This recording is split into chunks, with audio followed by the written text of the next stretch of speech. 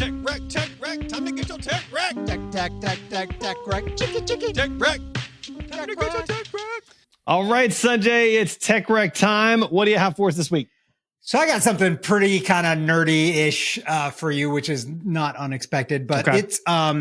it's this. What is it called? It's the FNIRSI. I don't know. That's the company name. USB tester, and this is what it looks like.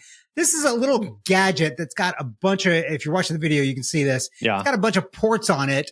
And you can actually, and when it's powered up, it's not powered up when I'm showing to you because it's not plugged in, but it basically gives you a lot of metrics about the USB interface and how it's connected to one of your devices. So if you've ever plugged in your phone and it's not charging as fast as it can, you've got to wonder, like, is it the plug? Is it the cable? Because it can be the cable. And what I've discovered with this and some of the reviews of this, people are like, oh, some of the anchor cables are actually higher resistance than they should be, and they don't perform as well as they could be based on the specs. And there are other cables that are better. So this thing will actually let you test USB cables as well, but it'll also let you monitor fast charging in a couple of different mechanisms.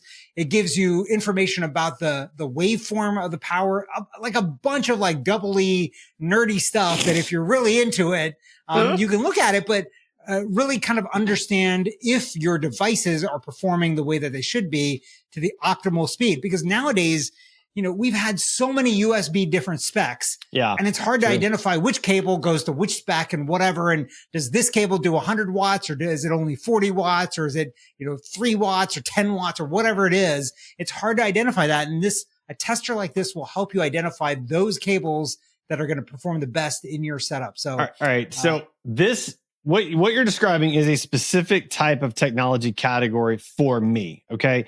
And what that category is it's something I would buy. It's something I would look at and go, oh, I don't really understand anything this stuff is telling me. And then I would ask Sanjay. That's the trajectory of this like sort of thing. Or maybe Mickey. I'd ask Sanjay or Mickey. Like that's what I would do. Like that's what I'm here for, right? I'm here to ask y'all questions. So it seems really cool, but I'd be like, oh, this is whatever watt. Like, what does that mean, Sanjay? And you'd be like, oh, that means, okay, great. So I guess all I'm saying is like somebody might need a tech translator in their life in order to probably, appreciate. If you are a tech translator, this might be a good thing to have in your toolkit. Yes.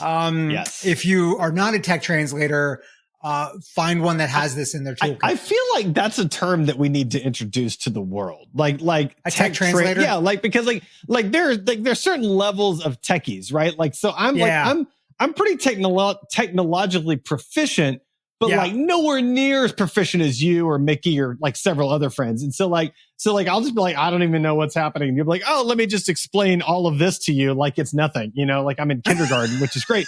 And so like you're a tech translator for me, and then I'm a tech translator in some respects, like to other people. It's a thing. Right. So we should so maybe it's not even just tech translator. It's like a level of tech translator. It's like it's a tech translator waterfall is what it is. It's like, right. So you're like a level 1 tech translator. Yeah. Oh, I like that. Okay. I can be level 1. Yeah. And you're like level 15 or 16. Is that like 25? There's definitely people above me. You're level 37. Okay. I think we need to decide what the top level is. Cause like a Neil deGrasse Tyson would be, I think, he's not tech, he'd be science translator. He's a like all things. He's a life, philosophy, science, tidbits of fact. Like he is like the ultimate, like you can listen all day long with this dude. That's what he is. He's amazing. Yeah. So I think we need to go get that domain techtranslator.com. I like that a lot. Yeah. All right. Yeah. Okay. Before we go do that, what do you have? For us this week? So I'm going to re-recommend. I think I recommended this in like the 170s show somewhere in there, but the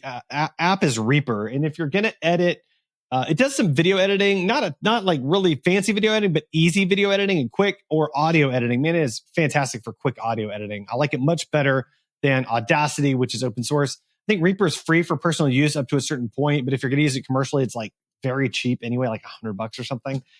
So strong. If you're doing any kind of audio editing and even some video editing, I mean, I edit Tech Talk Y'all on it. I do our video, or at least our raw videos on it. It's fantastic. So yeah, I recommend Reaper. Yep. There you go. By the way, while you were doing that tech rec, I looked up techtranslator.com and it's already been bought. It's bought. For sale. pretty sure it wouldn't be tens of millions of dollars. It's for sale for more money than I'm willing to spend. I can guarantee you that. So they'll be like, great, tech translator. Oh, that's worth $5,000. And be like, that's $4,990 too many. So I'd pay $10 there you go. for sure. So. There you go.